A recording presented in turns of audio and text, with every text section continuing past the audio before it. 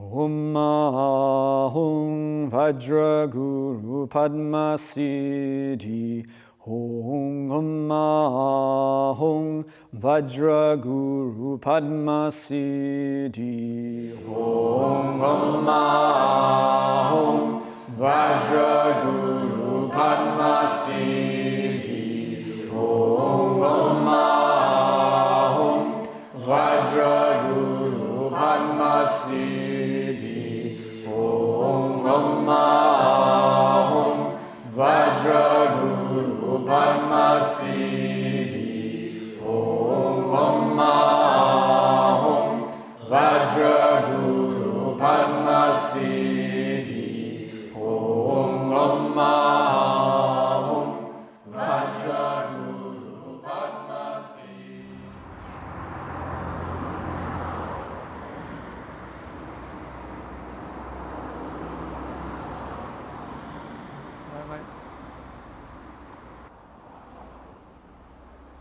A lot of people are searching for some deeper meaning or some deeper connection.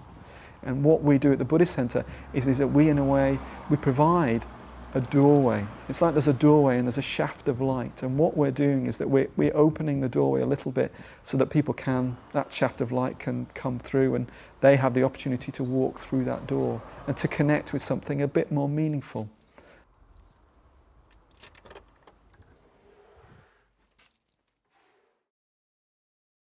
The philosophy that underpins the Buddhist Center, in a way, stems from the teachings of the Buddha, stems from the life of the Buddha. So when the Buddha was a young man, it's said that he was a prince and he had everything that he wanted.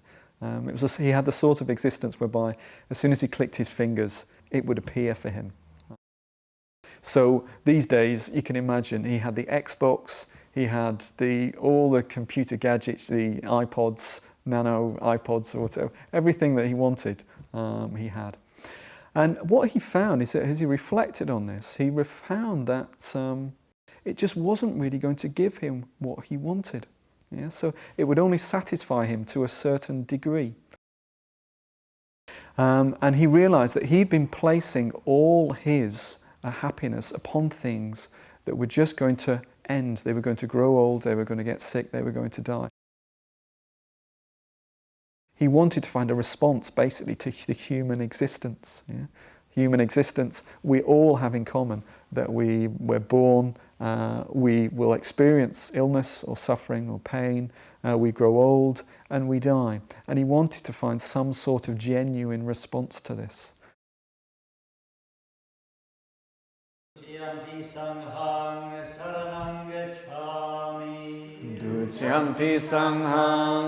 What we do now influences, determines our future experience.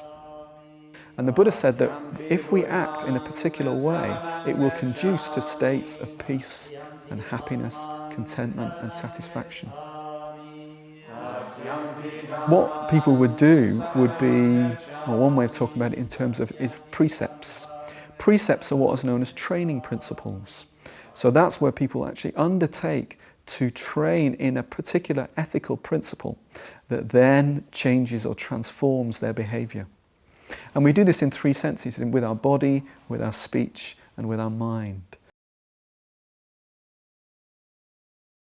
Now, there's one precept which underpins all the others, and that is the precept of loving kindness, or abstaining from causing harm to living beings. That underpins everything that we do.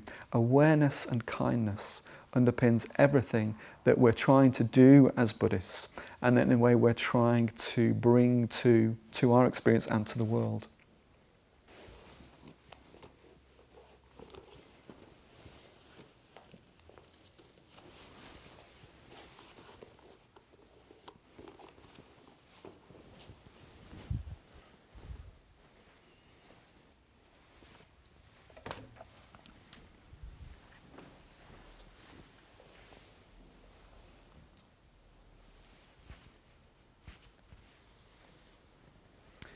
So what you can expect to see when you enter the Birmingham Buddhist Center Shrine Room, which is our main place for meditation and devotional practice, is this rich red colour.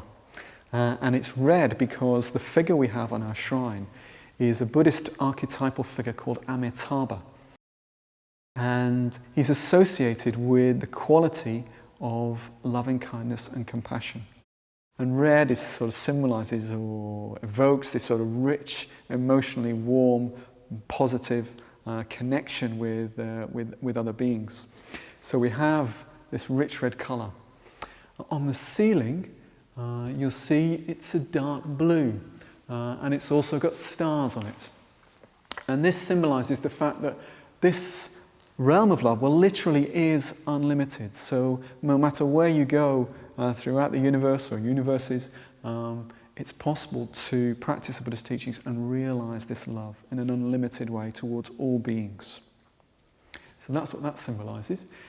Around the room, you see we have various Buddhist figures, such as this one here. And these symbolise, again, different qualities of, as it were, the fruition of the Buddhist path. They also have got different mantras or sounds associated with them. And we will chant these mantras or sounds. On the shrine itself, you can see that Amitabha, this figure, is holding up a lotus. A lotus is a very important symbol in Buddhism. It symbolises loving kindness and compassion. It symbolises beauty. Perhaps its main importance is that it symbolises everyone's ability to grow as a human being, to develop increasingly emotional positivity, to develop love, awareness, kindness. And the lotus itself grows out of the muddy depths of the lake, and it grows up towards the surface of the water, towards the light, towards the clear air. And it opens its petals, it blooms on the surface of that lake. We have flowers, and they symbolise impermanence, a great Buddhist teaching, and they also symbolise sort of what's beautiful also always changes. We have candles, and the candles symbolise the light of the Buddha's teachings. We would also offer incense. And we offer incense to this ideal, the ideal of the Buddha, the ideal of Amitabha. And another thing about the incense is that it's perfumed. So once it's placed in the receptacle, if you go to the back of the shrine room or another part of the shrine room, sooner or later you'll begin to smell it. And this symbolises the fact that the Buddha's teachings, no matter where we are, can have an impact upon our experience in a very positive way. They can perfume it, they can purify it. There are also 7 bowls. We have water for washing, water for drinking, perfumed water. We have foods hard and soft. We have light. We have incense. And also there's another offering that people often make of music that can be made as well. So these symbolize that. And it's as if what we're saying is if we're inviting the Buddha to appear. Yeah? We're inviting the Buddha to come into our experience and in some way the qualities that he manifests to manifest within us here and now. Finally, we have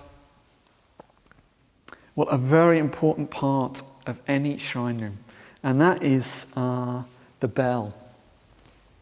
And the bell signifies usually the beginning and end of meditation and any particular stages along the way. And this bell is in the form of a begging bowl. So the Buddha used to travel around the villages in India with a bowl, wearing his patched robes, and he would just beg for food. He would go from one household to the next until he'd accumulated enough food for him and his friends possibly to eat. So we have this symbolic here of that, and it also makes a lovely sound.